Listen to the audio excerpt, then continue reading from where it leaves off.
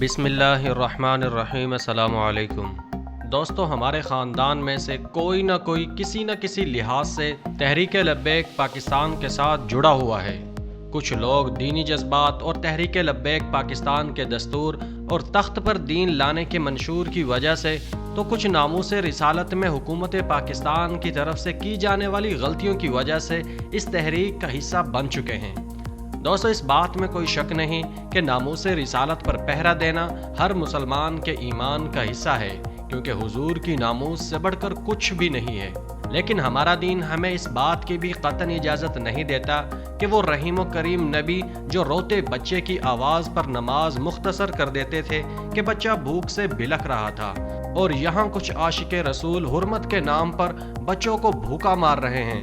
جلاؤ گھیراؤ کرنا، roads block کرنا اور پاکستان کے مسلح دستوں پر حملے کرنا نہ تو ایمان کا حصہ ہے اور نہ ہی اس میں انسانیت نام کی کوئی چیز نظر آتی ہے۔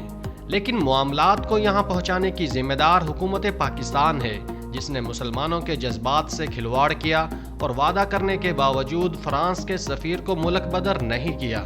اس میں قصوروار حکومت پاکستان ہے، نہ کہ TLP۔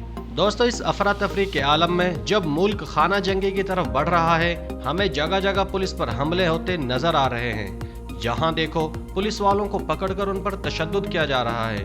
یار، یہ پولیس والے کوئی خلائی مخلوق تو نہیں، یہ تو ہمارا ہی خون ہے، ہمارے ہی بھائی ہیں۔ آپ کو کیا لگتا ہے کہ یہ خوشی خوشی آپ کے سامنے کھڑے ہو کر آپ کو روک رہے ہیں؟ بالکل نہیں۔ ہر انسان کی مجبوریاں ہوتی ہیں، گھر کے حالات ہوتے ہیں، اور پھر اوپر سے حکومت کا پریشر ہوتا ہے۔ میں اکثر پولیس والوں کو کہتے سن رہا ہوں کہ یار بتاؤ ہمارا قصور کیا ہے؟ ہم بھی مسلمان ہیں، ہمیں بھی اپنے نبی سے عشق ہے، لیکن آخر کیوں یہ لوگ ہمیں دیکھتے ہی ہم پر ٹوٹ پڑتے ہیں؟ جن کا قصور ہے وہاں جائیں نا یہ لوگ، بنی گالا جائیں، چاہے اسلام آباد جائیں، ہمیں اس سے کوئی سروکار نہیں۔ ہم تو صرف یہاں اپنی ڈیوٹی نبھانے کے لیے آئے ہیں۔ بالکل اسی طرح تحریک لبیک پاکستان کے کارکنوں کی شہادت اور لاتعداد زخمیوں کے بارے میں اطلاعات آ رہی ہیں۔ دونوں فریقین کا نقصان ہو رہا ہے۔ ملک بھر کے ہسپتال مریضوں سے بھر گئے ہیں، جن میں پولیس اور TLP دونوں کے زخمی شامل ہیں۔ یہاں تک کہ کئی ویڈیوز میں تو تحریک لبیک پاکستان کے کارکنان زخمی پولیس والوں کو پانی پلاتے ہوئے بھی دکھائی دے رہے ہیں، تو کہیں پولیس افسران کو پکڑ کر ان سے زبردستی نعرے لگوائے جا رہے ہیں، اور کہیں پولیس کی گاڑیاں نظر آتش کی جا رہی ہیں، تو کہیں پولیس والوں کو دیکھتے ہی ان پر ڈنڈے برسائے جا رہے ہیں۔ بدلے کی آگ میں پولیس کے ہتھے بھی جو چڑھتا ہے وہ بھی اپنی کسر پوری کر لیتے ہیں۔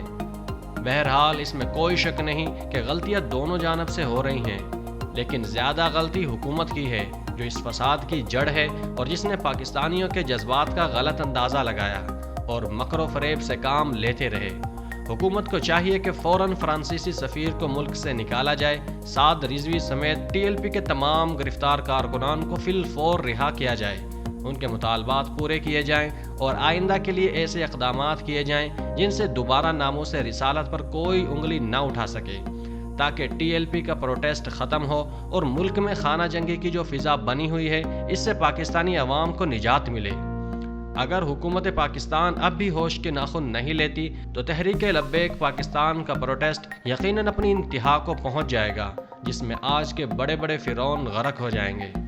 دوستو، عشق رسول کے سامنے نہ آج تک کوئی فرعون ٹھہر پایا ہے اور نہ ہی کبھی ٹھہر پائے گا۔ اب بھی وقت ہے کہ ہم سب ہوش کے ناخن لیں، دشمنوں کی سازشوں سے بچیں، پرتشدد مظاہروں کی بجائے پرامن مظاہرے کریں، اور پولیس والے بھی سرکار کے غلام بننے کے بجائے حضور کی غلامی میں آ جائیں، تاکہ ان کی بھی آخرت سنور جائے۔ دونوں فریقین صبر اور تحمل مزاجی کا مظاہرہ کریں اور پاکستان کو افغانستان، شام، عراق اور فلسطین بننے سے بچائیں، ورنہ جس طرح ان ملکوں کی بچیاں اپنی عزتیں بیچ بیچ کر گھر والوں کو 2 وقت کی روٹی کھلاتی ہیں، اسی طرح یہاں کی بیٹیاں بھی اپنی عزت اور عصمت کھو دیں گی۔